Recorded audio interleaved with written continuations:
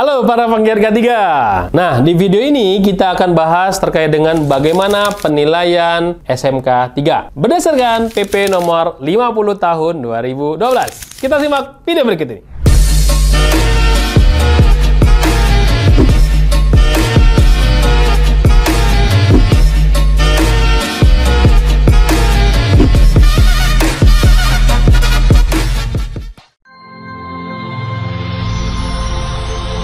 Video ini dipersembahkan oleh Mediatama Academy. Training K3, langsung kerja. Kita akan bahas mengenai penilaian SMK 3. Nah, penilaian SMK 3 ini diatur dalam Peraturan Pemerintah Nomor 50 Tahun 2012. Regulasi ini teman-teman bisa baca di aplikasi Mika Suprep K3, teman-teman install melalui Play Store ataupun App Store ya. Jadi di sana teman-teman klik di bagian regulasi K3, lalu pilih Kemnaker, lalu pilih peraturan pemerintah. Nah, di sini disebutkan kalau misalkan teman-teman mau melakukan penilaian SMK 3, ya teman-teman harus membaca regulasi ini. Nah, kenapa? Karena banyak juga ya informasi dari luar sana SMK 3 itu tidak perlu dinilai Pak Denny, hanya diterapkan aja. Kenapa? Karena di pasal 5 menyebutkan hanya menerapkan saja tuh. Menerapkan SMK 3. Jadi perusahaan kami menerapkan aja, nggak perlu disertifikasi. Nah, kalau ada yang nanya kayak gini, biasanya saya tanya balik. Hey, kamu pendidikannya apa? Saya pendidikannya S1 Ekonomi. Kalau saya tahu, ya pengen tahu nih, pengen yakin nih, kalau Anda S1 Ekonomi, apa yang Anda tunjukkan? Ijazah, Pak. Nah, sama. Ketika perusahaan menyatakan dirinya, Pak, perusahaan kami menerapkan SMK 3. Buktinya mana? Nah, ini sertifikat SMK 3-nya. Nah, itu maksudnya. Jadi ada sebuah lembaga independen yang memang menyatakan perusahaan Anda ya itu sudah menerapkan SMK 3. Melalui apa? Ada yang namanya audit. Makanya teman-teman kalau baca SMK 3 bukan hanya baca di pasal 5 aja. Teman-teman bacalah di pasal 16-nya. Kalau teman-teman baca di pasal 16-nya di sini, teman-teman bisa baca di ayat 1, ayat 2 dan ayat 3. Ya, di sini disebutkan nih ya. Ayat 1-nya, penilaian penerapan SMK 3 dilakukan oleh lembaga audit independen yang ditunjuk oleh menteri atas permohonan perusahaan. Yang kedua, untuk perusahaan yang memiliki potensi bahaya tinggi wajib melakukan penilaian penerapan SMK 3 sesuai dengan ketentuan peraturan perundang-undangan. Nah, ayat yang ketiganya, penilaian yang masuk dengan ayat 1 dilakukan melalui audit SMK 3. Ya, ada kata-katanya melalui audit SMK 3. Nah, jadi kalau teman-teman ya ada yang ngomong, wah SMK 3 harus diterapin, coba kasih pasal 16. Nah, gitu ya. Nah, bagaimana proses penilaian dari audit SMK 3? Nah, penilaiannya dimulai dari perusahaan ini ambil sertifikasi untuk tingkat apa? Apakah itu tingkat awal, tingkat transisi, atau tingkat lanjutan? Kenapa? Karena tingkat awal, transisi, dan tingkat lanjutan itu berbeda-beda. Tingkat awal 64 kriteria, tingkat transisi 122 kriteria, dan tingkat lanjutan ada 166 kriteria. Ya, jadi 3 tingkatan ini teman-teman harus tentukan dulu. Berdasarkan apa, Pak? Saya menentukan ini, Pak, perusahaan saya tingkat awal 64 atau 102 atau 166. Nah, kalau zaman dulu ya, itu berdasarkan jenis usahanya atau besaran dari perusahaannya. Dulu ya, kalau perusahaan kecil ambil 64, misalkan perusahaan besar ambil 166. Itu dulu. Nah, kalau sekarang teman-teman ambil yang mana saja itu diperbolehkan. Perusahaan kecil ambil 166 boleh, atau perusahaan besar ambil yang 64 kriteria juga boleh. Tergantung dari apa, Pak Denny? Tergantung dari kemampuan ya si perusahaan itu menerapkan SMK 3. Kemampuannya dari mana? Contoh, dari sumber daya manusianya. Kedua, sumber daya keuangannya. Dan yang ketiga, tergantung dari kebutuhannya. Ya, contoh misalkan kontraktor. Kadang kontraktor butuhnya untuk tender doang. Ya kan? Ngapain diambil 166? Ya udah ambil 64 kriteria aja. Yang minimalis dibilangnya kayak gitu kan. Karena terkait dengan biaya nih Pak Denny. Itu ya. Nah, itu tergantung dari kebutuhan buat teman-teman semua. Tapi kalau pabrik biasanya nggak mau dia. Saya maunya yang 166 kriteria Pak Denny. Maunya dapat bendera. Ada bendera emas berkibar-kibar di depan perusahaan saya. Nah, itu tergantung dari perusahaan teman-teman semua. Ya, jadi hal yang pertama yang harus dilakukan oleh perusahaan adalah tentukan apakah perusahaan ini ambil tingkat awal, transisi, atau tingkat lanjutan. Caranya gimana? Gap assessment dulu. Ya, gap assessment dulu, dapatnya berapa persen, ya mampunya berapa persen. Atau panggil konsultan untuk gap assessment.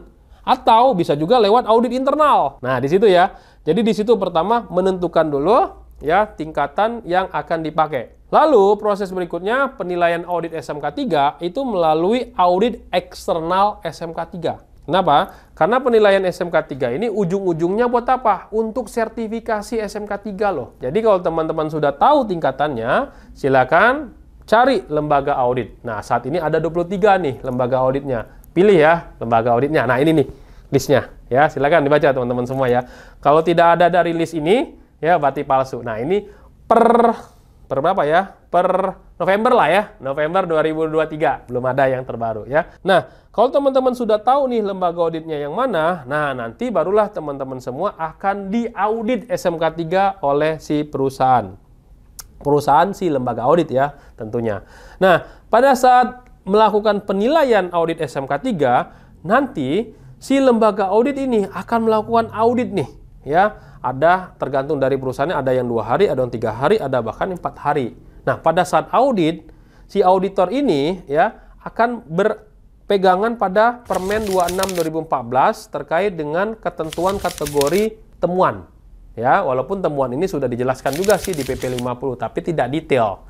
Jadi kalau teman-teman membaca Permenaker 26/2014 ada di pasal 26, 27 ya, itu ada ngomongin soal kategori kritikal. Apa itu kategori kritikal? Kategori kritikal adalah kategori temuan yang mengakibatkan fatality atau kematian.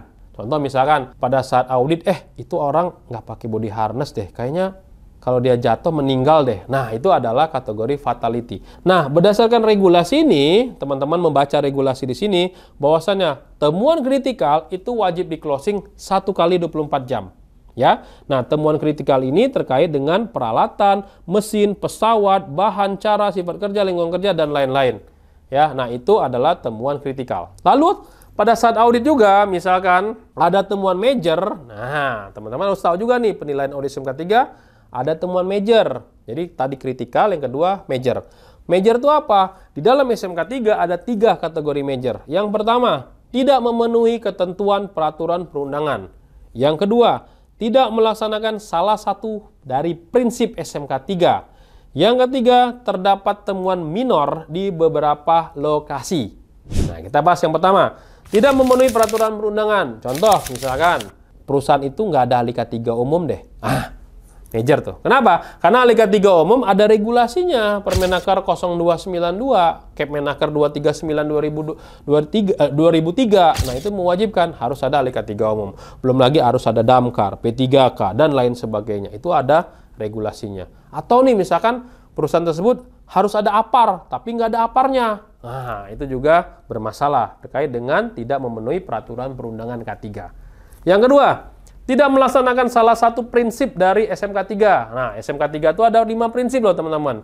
1. Penetapan kebijakan K3. 2. Perencanaan K3. 3. Pelaksanaan rencana K3. 4. Pemantauan dan evaluasi kinerja K3. 5. Peninjauan dan peningkatan kinerja SMK 3. Nah, kalau salah satu dari 5 prinsip ini tidak dijalankan, contoh, tidak ada kebijakan, wah, perusahaan tersebut menjadi temuan major. Yang ketiga, terdapat temuan minor di beberapa lokasi dengan kriteria audit yang sama. Contoh apa? Misalkan ada APAR ditaruh di lantai. Itu kan minor ya. Tapi karena di beberapa lokasi, ya beberapa lokasinya ini disebutkan di sini ada 3 temuan lokasi dengan kriteria minor menjadi major. Ya, misalkan, wah di sana lantai, di sana di lantai, di sana di lantai. Padahal minor, karena ada 3, lebih dari 3, ya. 3 atau lebih dari 3 itu jadi major. Contoh lagi, misalkan kotak P3K ada obat ditelan, obat sakit kepala misalkan. Itu kan nggak boleh. Tapi karena ada di sini kotak P3K ada obat telan, di sini ada obat telan, di sini ada obat telan, jadi major. Nah, itu ngomongin soal terdapat temuan major di beberapa lokasi. Oke? Nah, critical dan major ya itu wajib di closing ya. Kalau yang critical 1 kali 24 jam, kalau yang major 1 bulan, ya. Oke, yang ketiga adalah temuan minor. Minor ini apa? ketidakkonsistenan dalam pemenuhan peraturan perundangan K3. Temuan minor ini ya juga ada batasannya nih teman-teman. Kalau temuan minornya hasil dari penilaiannya tadi di bawah 60%, nggak lulus juga. Walaupun temuan minor tadi adalah temuan minor. Kapan harus diperbaiki? Nah, kalau di sini, di regulasi ini tidak menyebutkan temuan minor itu berapa lama, ya. Tapi atas kesepakatan auditor eksternal SMK 3, temuan minor ya minimal ya harus di closing, yaitu 2 bulan. Tapi ya wajib di closing pada saat resertifikasi SMK 3. Jadi kalau teman-teman pada saat resertifikasi, perpanjangan, teman-teman diaudit lagi, temuan 3 tahun yang lalu itu harus diperbaiki terlebih dahulu. Nah, itu ngomongin soal temuan minor. Ya. Nah, jadi kesimpulannya apa? Kesimpulannya pada saat audit SMK 3, kalau ada temuan kritikal dan major penilaian audit SMK 3, menjadi nggak lulus. Yang kedua, kalau nilainya di bawah 60%. Loh, apalagi tuh Pak 60%? Jadi gini, jadi di dalam SMK 3 itu teman-teman ada pengkategorian ya penilaian. Kalau misalkan nilainya 0 sampai 59%, itu nggak lulus loh teman-teman. Tapi kalau nilainya 60 sampai 84%, itu lulus dengan sertifikat perak.